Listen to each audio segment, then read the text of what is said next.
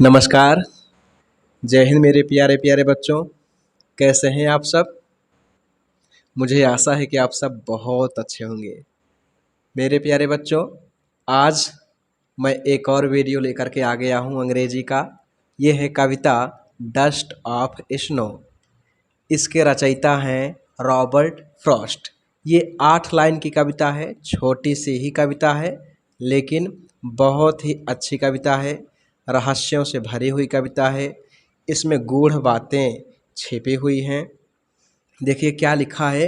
The way a crow shook down on me, the dust of snow from a hemlock tree has given my heart a change of mood and saved some part of a day I had rued. कितनी सुंदर कविता है मेरे प्यारे बच्चों। ये 8 line की कविता है। इसको समझने से पहले मैं थोड़ा इसके वर्ड मीनिंग पर एक बार नज़र डाल लेता हूँ। मेरे प्यारे बच्चों, इसकी वर्ड मीनिंग देखिए ज़रा क्या लिखा है। सबसे पहले देखिए, वे वे का अर्थ होता है तरीका या फिर रास्ता। सोक सोक माने होता है हिलाया। डाउन डाउन का मतलब होता है नीचे। ऑन मी यानी मेरे ऊपर या फिर मुझ पर। फ्रॉम माने होता है मेरे प्यारे बच्चों से। हेमलॉक ट्री यानी धतूरे का वृक्ष। माई हार्ट यानी मेरा हृदय, मेरा दिल। चेंज यानी परिवर्तन। मूड मूड का अर्थात होता है मनोदशा। बहुत सारे बच्चे कहते नहीं आज मेरा मूड अच्छा नहीं है। मूड का मतलब होता है उनकी मनोदशा। सेव सेव मतलब होता है बचाना। सेव्ड माने बचाया। सम पार्ट माने होता है कुछ हिस्सा। रूड मतलब होता है शोक करना, पश्चाताप करना या फिर जिस पर पश्चाताप हुआ था। तो ये था मेरे प्यारे बच्चों इस चैप्टर का वर्ड मीनिंग। ठीक है, इसको लिखा किसने है? रॉबर्ट फ्रॉस्ट ने। रॉबर्ट फ्रॉस्ट जो थे बहुत ही अच्छे कवि थे। ये गांव की बातों को बहुत ही अच्छे तरीके से प्यारे बच्चों प्रस्तुत करते थे, इसलिए इनको यथार्थवादी कवि कहा जाता था। तो ये जो डस्ट ऑफ स्नो कविता है, इसके रचनाकार कौन है? Robert Frost. ये कविता मेरे प्यारे बच्चों एक सरल और छोटी कविता है जिसका गहरा और बड़ा अर्थ है। कवि कहते हैं कि कैसे जो है शरीर पर बर्फ महसूस करने से एक छोटा सा कार्य भी किसी दिन रोशन कर सकता है ना। तो छोटी चीज़ें भी आप देखते हैं प्रकृति में ऐसी बहुत सारी चीज़ें हैं जिनको हम छोटा समझते हैं, लेकिन वही कभी कभी हमारे लिए बहुत बड़ा काम कर जाते हैं, है ना। इसलिए कहा जाता है मेरे प्यारे बच्चों कि इस प्रकृति के जितने भी जीव हैं, चाहे वो छोटे हों चाहे वो बड़े हों, प्रत्येक जीव प्रकृति की नज़र में क्या है? एक समान। जैसे हमारे माता पिता हैं, हम उनकी नज़रों में हम जितने भी भाई बहन हैं सब उनकी नज़रों में क्या हैं? एक समान हैं।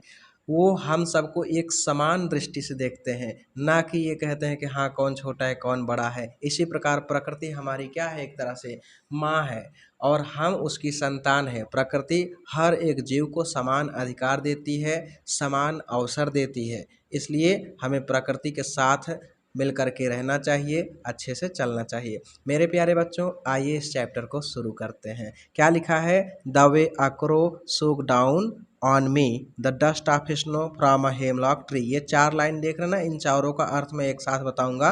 तो कवि क्या है मेरे प्यारे बच्चों? बहुत ही दुखी मन से, उदास मन से एक धतूरे के वृक्ष के नीचे क्या है? खड़ा है।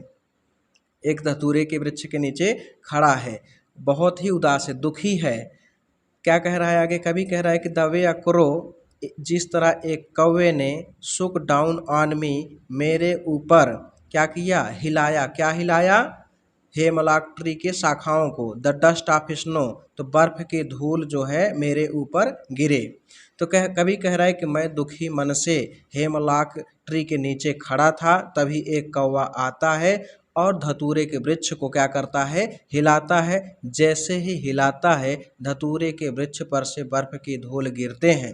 जब बर्फ की धूल क्या होते हैं? गिरते हैं कवि के ऊपर, तो आगे 4 लाइनों में कवि कहता है कि has given my heart a change of mood. जैसे ही बर्फ की धूल यानी बर्फ के कण जैसे मेरे ऊपर पड़ते हैं यानी कवि के हृदय पर पड़ते हैं, तो उसकी जो मनोदशा होती है वो क्या हो जाती है? पूरी तरह से बदल जाती है।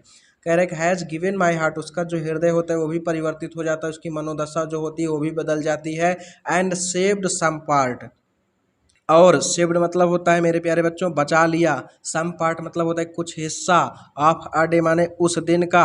आई हैड रूड माने जिसके बारे में मैंने पश्चाताप किया था, जिस पर पछतावा किया था। और उस दिन के एक हिस्से को बचा लिया जिसके बारे में मैं पश्चाताप कर चुका था। ये 8 लाइन की कविता में मेरे प्यारे बच्चों पुनः देख लें कि कवि कह रहा है कि मैं एक धतूरे के वृक्ष के नीचे क्या था, बहुत ही उदास मन से खड़ा हुआ था। तभी एक कौवा आता है और धतूरे के पेड़ को हिलाता है। जैसे ही धतूरे के पेड़ को हिलाता है तो उस पर से जमी हुई जो बर्फ़ के कण होते हैं वो मेरे ऊपर गिरते हैं। जैसे ही मेरे ऊपर गिरते हैं वैसे मेरा हृदय और मेरी मनोदशा पूरी तरह से बदल जाती है।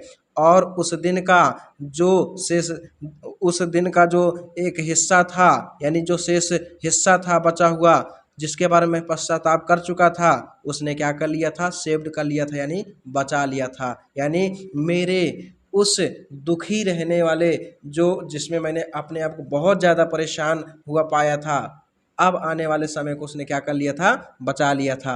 अर्थात अब जो है मैं पूरी तरह से खुश हूँ, अब मैं पश्चाताप नहीं कर रहा हूँ। मेरे प्यारे बच्चों 8 लाइन की ही कविता में ये बहुत ही गूढ़ रहस्य था, और जिसको हम प्रकृति में बहुत छोटा समझते हैं वही हमारे लिए क्या होता है, बहुत अच्छा कभी कभी साबित हो जाता है। जैसे धतूरे का वृक्ष क्या है, एक पॉइजनस ट्री है, एक क्या है, जहरीला वृक्ष है ना।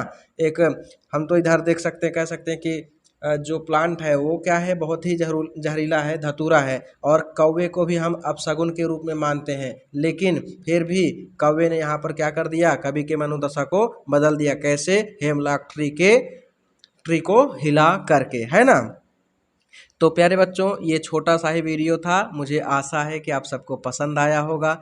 यदि पसंद आया होगा मेरे प्यारे बच्चों तो आप इस वीडियो को ज़्यादा से ज़्यादा बच्चों तक शेयर करें ताकि उनको भी आनंद आए। और हमारा हौसला बढ़ाने के लिए अगर आप नए हैं तो चैनल को ज़रूर सब्सक्राइब कर दें। धन्यवाद।